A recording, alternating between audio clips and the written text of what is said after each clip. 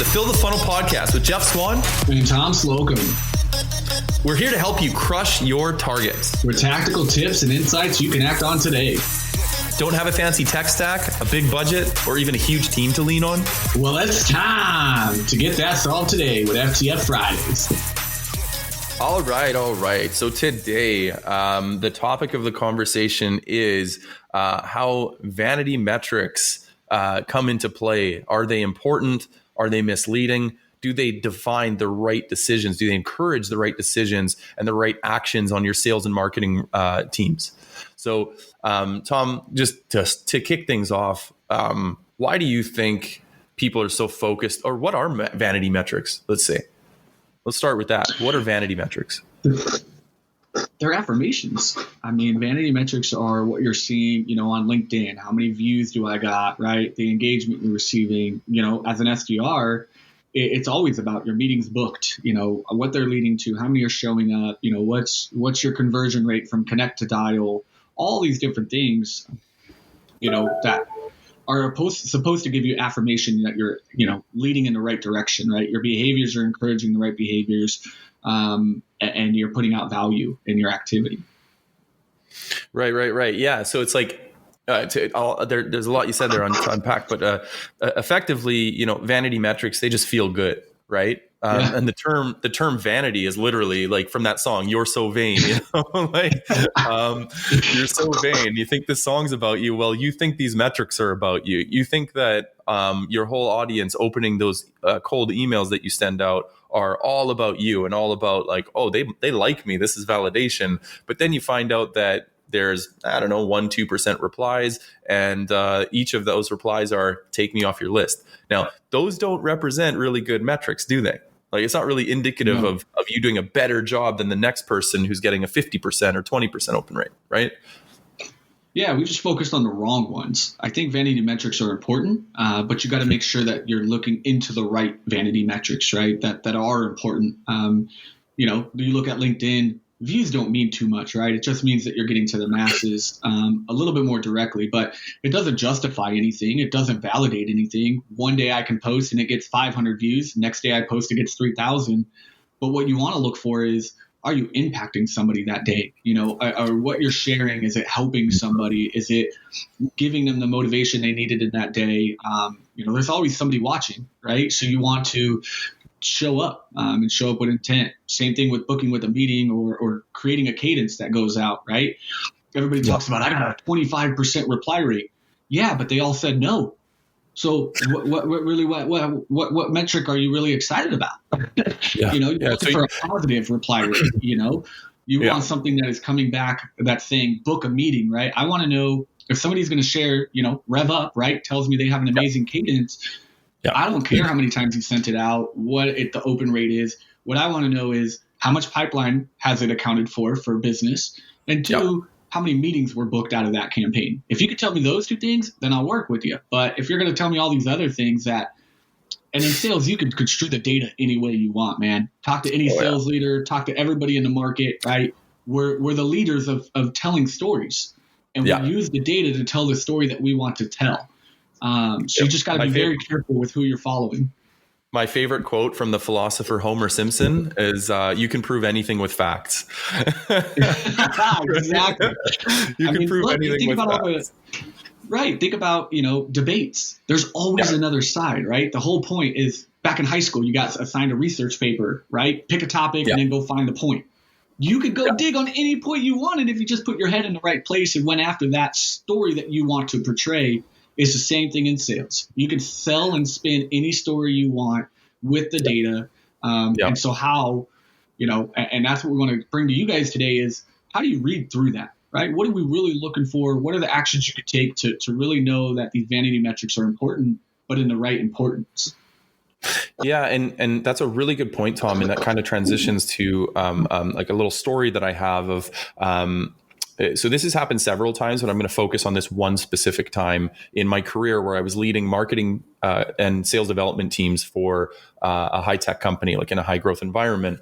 And the CEO was really, really interested in getting a lot of leads and a lot of traffic. And they were so excited that they got 80,000 hits a month on their website.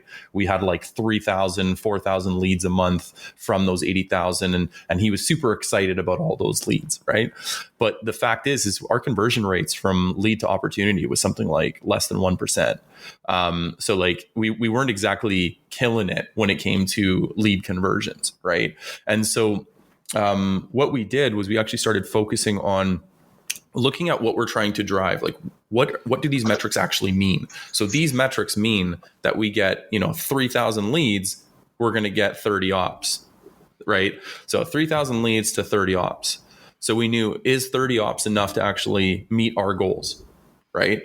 And we found out that no, 30 ops was not enough to meet our goals. And we looked at several spots along the funnel. We looked at, okay, is our closing ratio good enough? That 30 ops, should it do enough? Yeah, well, sales was actually performing pretty well. They were closing at a good rate. They were doing a really good job of what was in front of them, but it was that we weren't generating enough ops. So we started looking at so many different factors of how can we generate more. And the conventional wisdom was generate more leads. If we got the ratio, we had 3,000 leads, generate 4,000 leads, right? The problem is that there's more numbers at it. Just throw more numbers at it, right? The problem is that the things you do to get large amounts of traffic, large amounts of leads, are not necessarily the things you do to get high quality, top converting leads, right? So it was a real challenge. But when we aligned the sales, marketing, and sales development teams all around, qualified sales opportunities, instead of even meetings set, but actually meetings booked, attended, and opportunity generated, all of a sudden everybody was talking the same thing. Everybody was talking the same thing. So sales development, marketing, we all came across the same thing. Even customer success popped in and started generating some opportunities because we were focused on opportunity generation, not lead generation. And next thing you know, we started getting from quarter one to quarter three, we went from missing our targets to smashing our targets by almost 2 times. Yep. Just like that. It was all about the metrics. It was all about just refining those metrics and doing the things that we needed to do to bump those metrics up, not these vanity metrics that we were focused on before. And this is just a lesson I've taken to so many different companies, but that's just a huge one that pops in my mind when we think about it. Tom, do you have anything in your storybook or whatever that's kind of similar or something like it? I mean, it's sales development, right? Like when I was in sales development and as I'm in sales development, I don't care what my numbers look like. They could be the most disgusting numbers that I've ever seen, right? Like, Tom, your show rate's 60%. You're booking 500 opportunities on the year, but because at the end of the day, I cared about hitting my target for my AE. The metrics just meant other stuff, right? But I didn't care. At the end of the day, I showed up, and what I cared about doing in my pipeline and in my messaging and my outreach was I just need to get pipeline going. That's what mattered to me, and that was the metric that mattered. I knew my data because it's important to know your benchmarks and know what behaviors you need to encourage, right? I knew my show rate. I knew how many meetings I had to generate a month, like all of that. But at the end of the day, when the sales awards would come out at the end of the year and we would talk about who's the best, right? Like, I always had holes in my stuff, but I won because I was booking revenue. I had the most closed dollar, right? Because that's the metric that mattered. It doesn't matter what your show rate is or any of that. You just have to be determined to get to your goal no matter what. It's like in basketball and in sports. The real guys that really want to win can't even tell you their stats at the end of a game because they could care less. Did we win or did we lose? Right? We won? Cool. Then that's all I care about. Are we going to the Super Bowl? Great. Oh, I got a triple-double tonight? Cool. Didn't even know that wasn't my intent. My intent was just to involve my team, help them succeed, and get the W. I'll take 30 shots and only make 12. But I'm doing my part. I'm showing up, and those are the metric at the end of the day is, are you winning and are you generating quality meetings and pipeline? So that's kind of my story about it, right? Is I've done that. My metrics are ugly. I love that. I love that story, Tom, because it just makes me think about this time where one of my favorite hockey players he scored 5 points in a game on an injured shoulder, and we lost the game. We lost like 7-6, and it was in a playoffs. And they said at the end of the game, they interviewed him, and they were like, "Wow, 5 points. We heard you were injured too. That's amazing." Blah blah blah. And he says, "Yeah, but did we win?" And the girl says, "No." She's like, "So who cares?" And then he just walked away.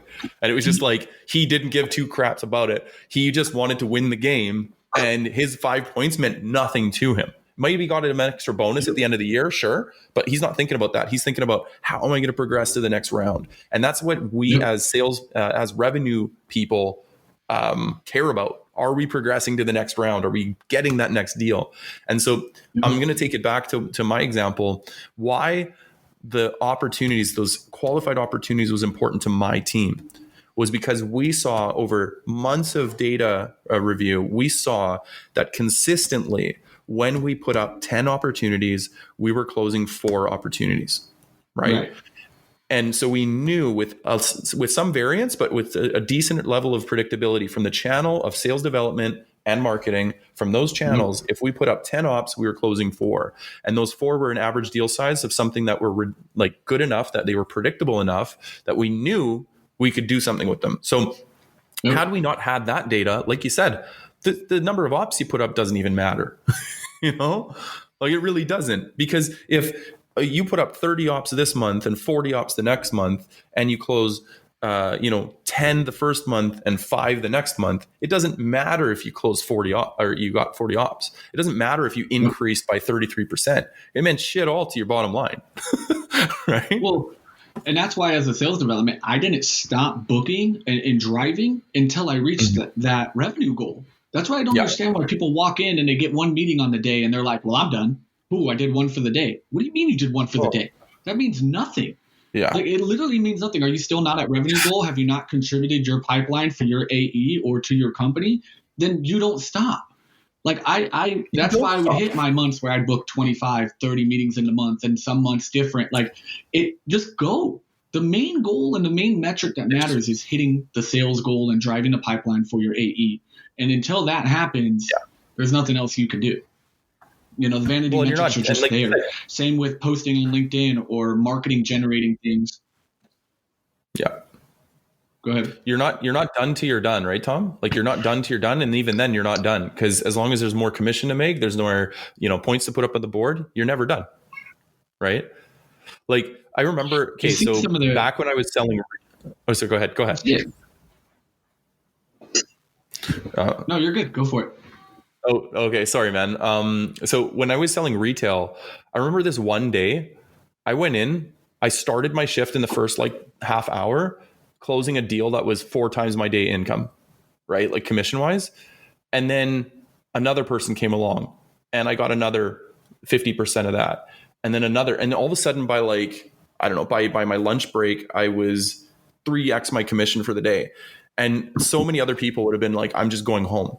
But I felt this thing. I was like on fire, And so I ended up having I quadrupled my commission that day, because I went in after lunch and just sought out every single opportunity. And I was like chomping at the bit to get everybody. And boom, next thing you know, 4x my commission goal for the day.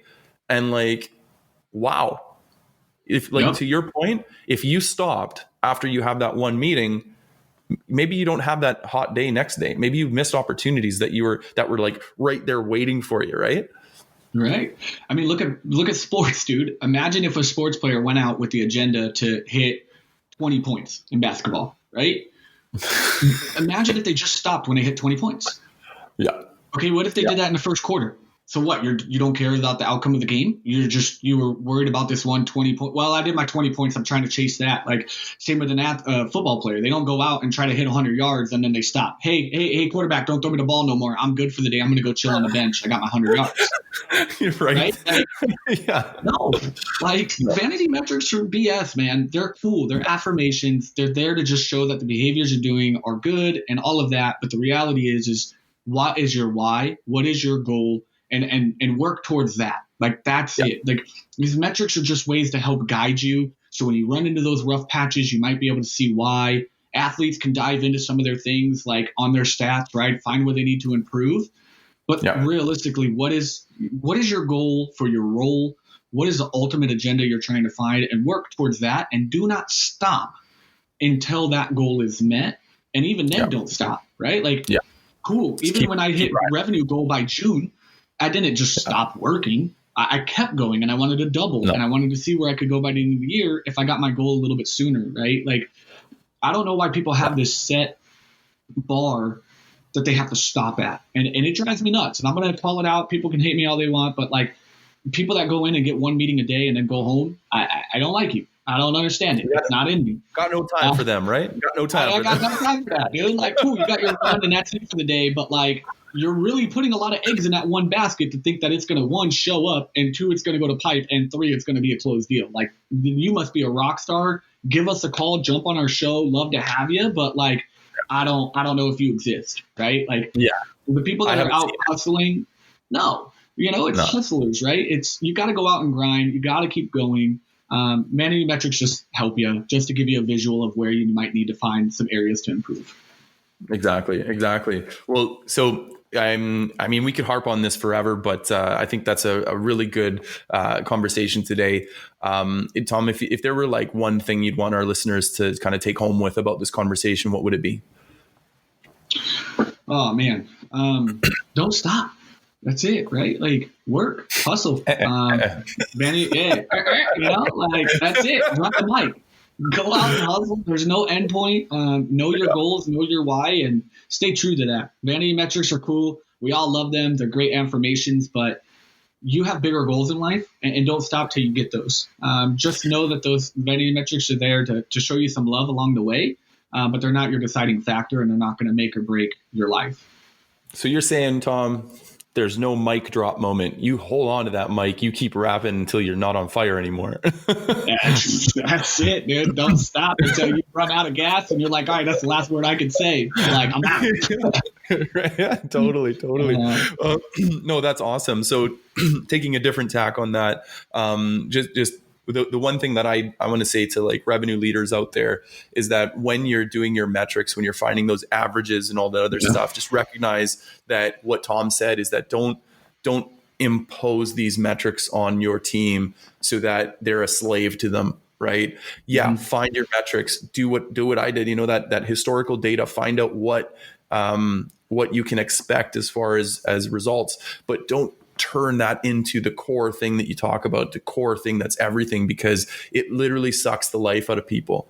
So use metrics that actually mean something, that have some predictability to them.